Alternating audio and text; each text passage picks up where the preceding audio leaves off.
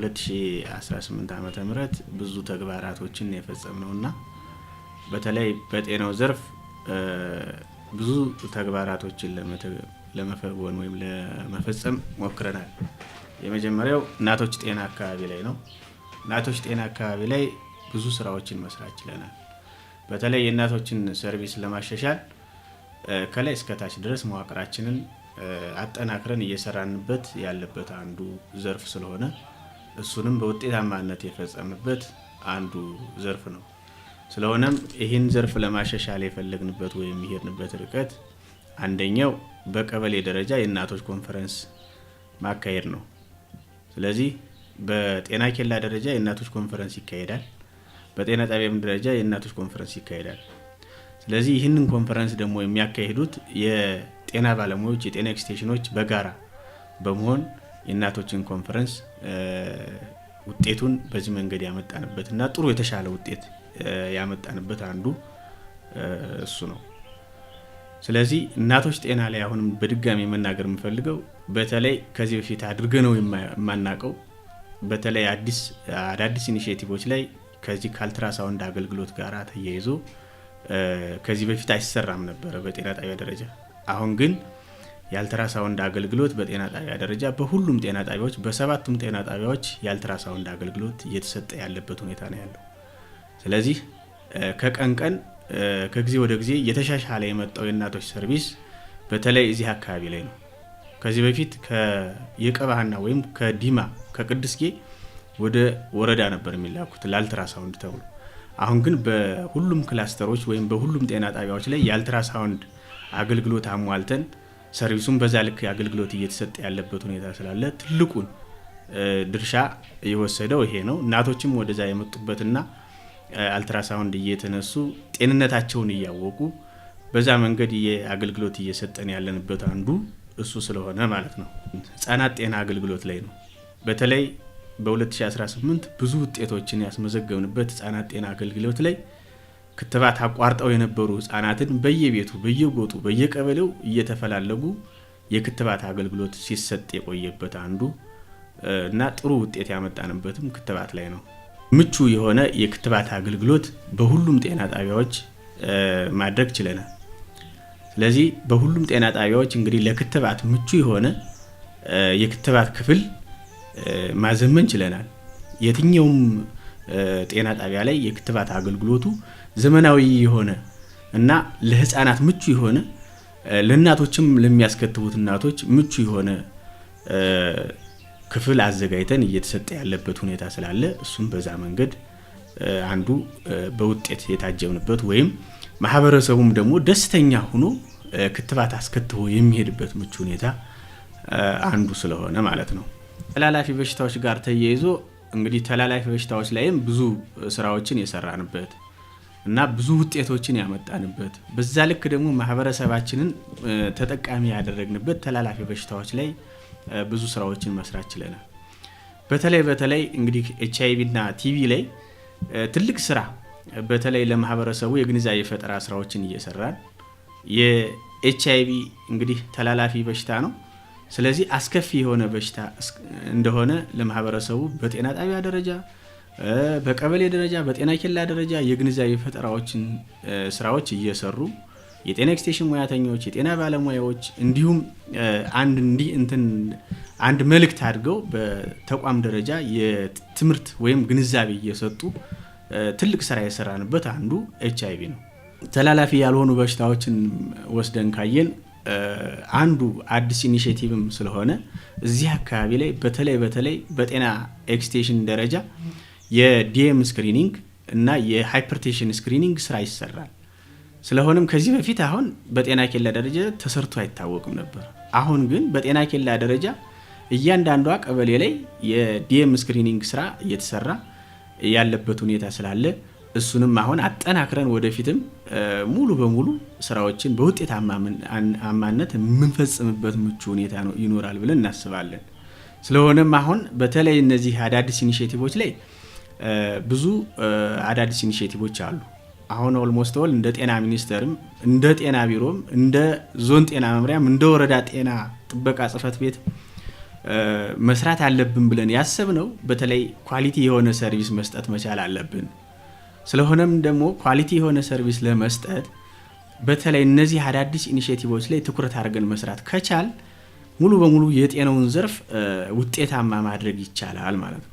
በተለይ አሁን የኮሚኒቲ ፋርማሲ የገነባ ነው የኮሚኒቲ ፋርማሲ አለን። ኦልሞስት ኦል አንደኛው ትልቁ ኢኒሼቲቭ እሱ ስለሆነ ከዚህ በፊት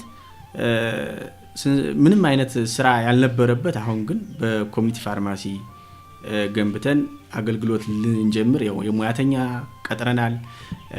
አጠቃላይ ማቴሪያሎችን አስገብተናል። አሁን መድኃኒት ግዥ በዚህ ሳምንት እንልካለን። ስለዚህ በአጭር ቀን ይህንንም ስራ እናስጀምራለን ብለን እናስባለን። ሁሉም ጤና ጣቢያዎች የአልትራሳውንድ አገልግሎት እየተሰጠ ያለበት ሁኔታ ስላለ እሱም በዛ መንገድ መግለጽ ፈልጌ ነው። በሶስተኛ ደረጃ እንግዲህ የኬሚስትሪ ማሽን እና የሲቢሲ ማሽን በሁሉም ጤና ጣቢያዎች ማስገባት መቻል አለብን ነው። ስለሆነም አሁን ያው ከበጀት እጥረት አንጻር በሶስቱም ጤና ጣቢያዎች ላይ እነዚህን ማሟላት ችለናል። በተለይ ቢቸና ጤና ጣቢያ ላይ ሲቢሲ ማሽን፣ ኬሚስትሪ ማሽን ማሟላት ችለናል። በወይራ ጤና ጣቢያም በተመሳሳይ ሲቢሲ ማሽን እና ኬሚስትሪ ማሽን እንደዚሁም ተሟልቷል። የትመን ጤና ጣቢያ ላይም በተመሳሳይ። ስለዚህ አሁን ኦልሞስት የቀሩን ጤና ጣቢያዎች ደግሞ እንደ ሌሎች ጤና ጣቢያዎች ሙሉ አድርገን ለማህበረሰቡ አገልግሎት የምንሰጥበት ምቹ ሁኔታ ይኖራል ብለን እናስባለን። ስለዚህ ይህንን አጠናክረን ከወረዳ ምክር ቤቱ ጋር ቁጭ ብለን ተነጋግረን ይህን ችግር እንፈታለን ብለን በእቅድ ደረጃ የሚያዝ ነው ስለሆነ ማለት ነው። የማህበረሰብ አቀፍ ጤና መድን እውነት ለመናገር ዘንድሮ በርብርብ ከአጋር አካላት ጋራ በርብርብ ስንሰራቸው የነበሩትና በውጤት ደግሞ የፈጸምናቸው ጤና መድን አካባቢ ላይ ነው። በተለይ አንድ አርሶ አደር አንድ የሆነ ከብትም ሆነ በግም ሆነ ፍየልም ሆነ አንድ ሰው እነዚህን ሽጦ ለመታከም በጣም ከባድ ነው። ስለዚህ በቀላል ብር ከባድ የሆነውን ወጭ በቀላል ብር መሸፈን ቀላል አይደለም እና ስለዚህ የማህበረሰብ አቀፍ ጤና መድንን አባሎችን ሙሉ በሙሉ የጤና መድን አባል የሆኑትን አባል አድርገን እየሰራን ያለንበት ሁኔታ ስላለ እሱን ደግሞ ማንኛውም ማህበረሰብ የጤና መድን አባል ሆኖ ተጠቃሚ እንዲሆን ከማድረግ አኳያ ብዙ ስራዎችን እየሰራን ያለንበት ሁኔታ አለ።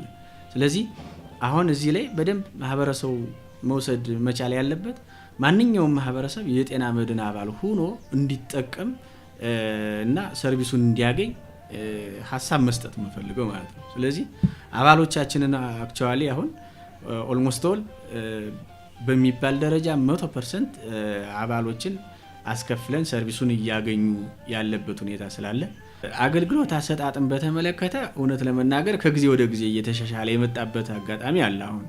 አሁን ከዚህ በፊት በሚሰጥበት አይደለም አሁን እየተሰጠ ያለው ትክክል ነው። አንዳንድ ማህበረሰብ ላይ የሚነሳው ጥያቄ አለ።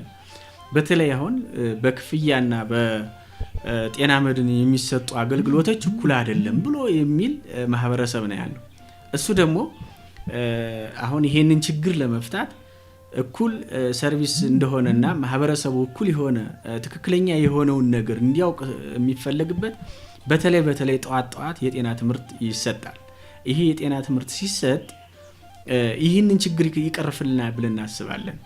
ስለዚህ ማንኛውም ማህበረሰብ የጤና ትምህርት ጠዋት ከተሰጠው ይህንን ችግር ያቃል ማለት ነው እንጂ አሁን አገልግሎቱ ለምሳሌ ከማህበረሰቡ እኔ ጤና መድን ስላለኝ አበበ ወይም ከበደ ጤና መድን ስለሌለው ቶሎ ተስተናግዶ ሄደ ይላል እና ስለዚህ አገልግሎቱ የሚሰጠው እኩል ነው። ግን ደግሞ ያኛው ክፍያ ስለሆነ የጤና መድን ስላለው ይዘገያል ማለት አይቻልም። ስለዚህ አገልግሎቱ የሚሰጠው እኩል ሰርቪስ ነው የሚሰጠው። አጋር አካላት በዘንድሮ ዓመት ይህን ሁላ ስራዎችን ስንሰራ ይህን ሁላ ውጤት ልናስመዘግብ የቻልንበት ብዙ አጋር አካላቶች አሉ። ስለዚህ እነዚህ ብዙ አጋር አካላቶችን ወስደን ካየን በተለይ ዩኒሴፍ ጋቢ ሴፍ የሚባል ፕሮጀክት አለ። አሁን ለምሳሌ የህፃናትን ጤና ወይም የህፃናትን አገልግሎት ለማሻሻል የቻልንበት አንዱ ትልቁ እገዛ ሲያግዘን የነበረው አንደኛው ዩኒሴፍ ጋቢ ሴፍ ነው። ስለዚህ በተለይ አሁን የክትባት አገልግሎቱ እንዲዘምን የእናቶች አካባቢ የእናቶች ክፍል እንዲዘምን ከማድረግ አኳያ ሲያግዘን የነበረ ትልቅ እና በበጀትም በአካልም መጥቶ እየደገፈን ያለ ፕሮጀክት ስለሆነ እሱን ታንኪው ማለት ያስፈልጋል። ምክንያቱም ለማህበረሰቡ ትልቅ ስራ ሲሰራ የነበረ ፕሮጀክት ስለሆነ ማለት ነው። በሁለተኛ ደረጃ አልማ ፕሮጀክት ነው። እንግዲህ አልማ ፕሮጀክት የተለያዩ ፕሮጀክቶችን ይገነባል። በተለይ ጤና ኬላ አካባቢ ይገነባል። ቅድም ስለው የነበረውም አሁን ይሄ ማህበረሰብ መድኃኒት ቤት የገነባልን አልማ ነው። ስለዚህ ከጎናችን ሆኖ እያገዘን ያለ አማራ ልማት ማህበር ፕሮጀክት አለ። እሱንም ታንኪው ማለት ያስፈልጋል። እሱ ብቻ አይደለም፣ ጋቢ ፕሮጀክት አለ። እሱም በተመሳሳይ ብዙ ስራዎችን ሲያግዘን የነበረ ብዙ ውጤቶችን እንድናመጣ ከጎናችን ሆኖ ሲያግዘን የነበረ ፕሮጀክት ስለሆነ እነዚህንም በተለይ ታንኪው ማለት ያስፈልጋል። ከዚህ በባለፈ እንግዲህ ሌላው አሁን ይሄን መልእክት ማስተላለፍ የምፈልገው የተለያዩ ፕሮጀክቶች አሉ አንዳንድ ወረዳዎች ላይ። እኛ ወረዳዎች ላይም ገብተው እንዲያግዙን ማህበረሰቡን ደግሞ ተጠቃሚ እንዲያደርጉ ከጎናችን ሆነው እንዲያግዙን ልክ እንደ ዩኒሴፍ ጋቢ ሴፎች እንዲያግዙን እንፈልጋለን። ስለዚህ በዚህ አጋጣሚ ሲያግዙን የነበሩ አጋር ድርጅቶች የሌሎች አጋር አካላትም በተመሳሳይ ታንኪው ማለት ነው እንፈልገው። በወረዳችን ህዝብ ስም አመሰግናለሁ ማለት ነው መፈልጋቸው።